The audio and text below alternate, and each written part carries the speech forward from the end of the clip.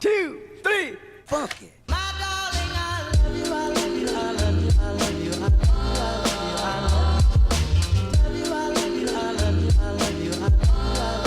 Hey guys, welcome to this video about the Apple Watch 8.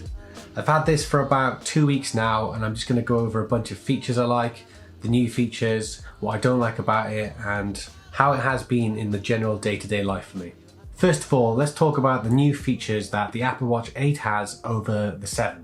We have some new night faces, low battery power mode, which can actually extend your 18 hours of all-day battery to 36. Temperature sensing if you want to track your ovulation. I don't really have any information on this, but if you want to know more about this, I'm sure you could find some other really good videos on YouTube. There's been a compass update which allows you to leave waypoints, and also the look of it's been updated too. Crash detection is quite similar to fall detection, which all the previous watches had. The only difference that I've noticed looking at it is that it actually uses the gyroscope, motion sensors, accelerometer, microphone, GPS and barometer readings to give you a more sophisticated result.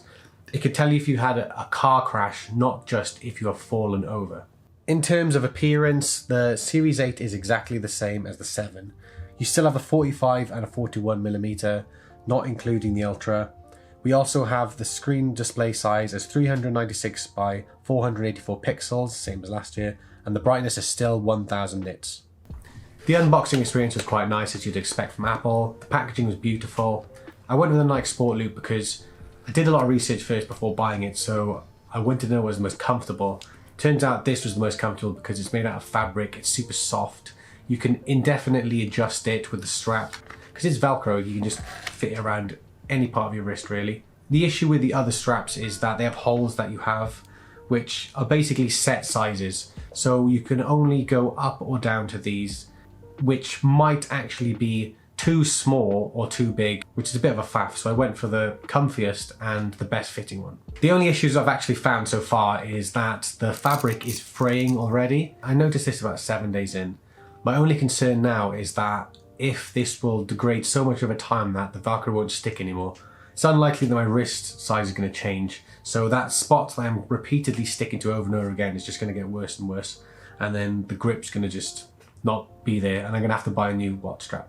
Let's talk about the battery. The battery life on the Apple Watch 8 has been fantastic for me. I actually had this at 70% when I unboxed it in the morning, and I had it on throughout the entire day, went to sleep with it with sleep tracking, woke up and I still had plenty of battery left. Let me give you another example of the battery life. So one morning I woke up, put my Apple Watch on charge while I went for a shower and brushed my teeth, came back, put it on, wore it all day. At the end of the day, it had 70% left. I then went to bed and did the sleep tracking overnight. It only lost 10% of battery, so 60% when I woke up. Then for the rest of the day until about 9, it dropped to about 33%. I played badminton for about an hour, tracked the activity, dropped to about 27. Then it was about time for me to go to bed, and with the 27% battery, I knew I could have worn it overnight and tracked my sleep, but I wasn't sure if it would go into a low power state and kind of stop tracking detailed information, so I made sure to charge it just before bed then. And all of this is without having the battery power saving mode on. It's done quite well, to be fair, especially compared to the previous models and their battery life. These were all on the default settings too. The only thing I actually turned off was the always on display. I found it to be kind of pointless, because why would I want the screen on if I'm not looking at my watch? I don't need it to drain that extra battery, especially after I've seen all this stuff about how much the iPhone battery is draining with the always on display. I kind of just wanted to take it off and save myself a couple of percentage. Tracking activities is pretty simple on the Apple Watch. If you actually go for a walk, I noticed about 15 minutes in, it would give me a notification and say you're walking, and I can then track the walk. Only then, when you accept tracking the walk, it will draw a little line on the map to show where you've been. But whenever you want to start a walk or an activity, if you start it on your watch, it will draw a nice map showing you where you've been. I found that to be quite interesting, to show where you sped up, where you slowed down. So fitness tracking on the Apple Watch. This is probably the biggest reason why people get this. If you use Strava, which a lot of people do, it's like a kind of social media app to share all of your activities on. What I found the best thing to do is to actually track your workouts on your Apple Watch, because when you go into your Strava settings, you can then import your chosen activities. Whereas the other way around, if you film it on Strava, it will track the activity and it will automatically sync up to your Apple Watch. So it's kind of like a two-way thing for the Apple Watch and a one-way thing for the Strava. So all your data isn't constantly being sent, which is good to know. One of my favorite features is actually the watch faces themselves. They have so many features you can adjust, such as the complications, which will change maybe the calendar for the time, what moon cycle it is, your heart rate, change the background color, and so many others. There's a lot of different color choices and they all look really nice because they've been thought out quite well. Closing rings is quite fun, especially if you're in competition with people. You can kind of challenge your friends to see who can do the most activities and earn a certain amount of points every day, but it lasts over 7 days and whoever's gathered the most points wins. You get a little award for it too, which is nice. Fitness Plus is quite fun. I know this isn't something that comes with watch. I believe you do get 3 months with it though. That is a subscription you've got to pay for, but it connects to your watch quite well and it gives you some extra features. I've tried out some of the programs and they're really fun actually. The actors on there, like, they're always really positive and happy. They're like, yeah, come on guys, you can do it. And it makes you feel really good about yourself. Even if it's not the most intense workout, you just kind of feel good being there. So plus for that, I quite like that feature. My favorite part about the Apple Watch 8 is probably the sleep tracking, which you can do overnight. It shows you some really in-depth details about your sleep, like your respiratory rate, your heart rate, your SP2O, I think. It shows your deep sleep, your core sleep, your REM sleep, and what times you awoke during the night.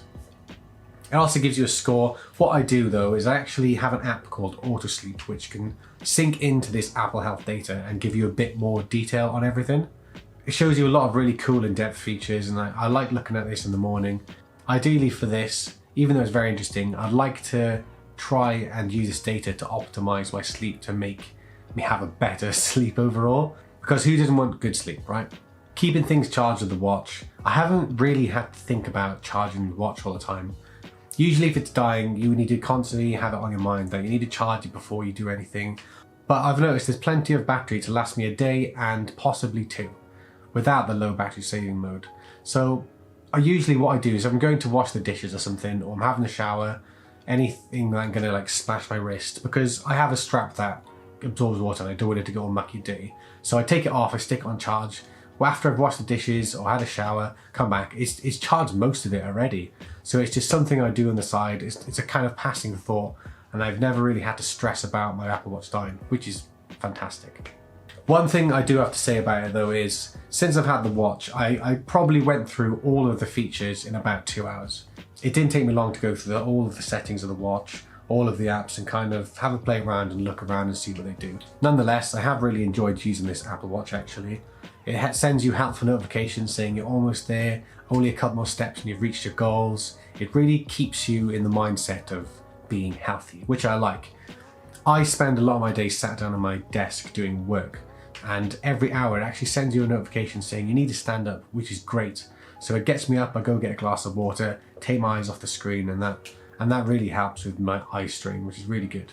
My final thoughts then is that it's a nice accessory to have. I'm not a die-hard athlete or someone who's really into their fitness, but it's really helped me with just kind of being a bit healthier than I was before. Getting me at the house, doing a few more things, and I think it also looks quite nice. One thing I notice that I do all the time, on accident, is I keep banging my watch. It's because you're not aware of the space, you just kind of knock it, so I need to become more aware that it's on my wrist. I don't really notice the weight, it feels good to my wrist. It's not something that's distracting, and that's something I like about it too. Hopefully I've covered everything that you guys wanted to know in this video. If not, throw me a question down in the comments and I'll see if I can answer it for you. Thank you very much for watching this, and I'll see you guys soon. Bye.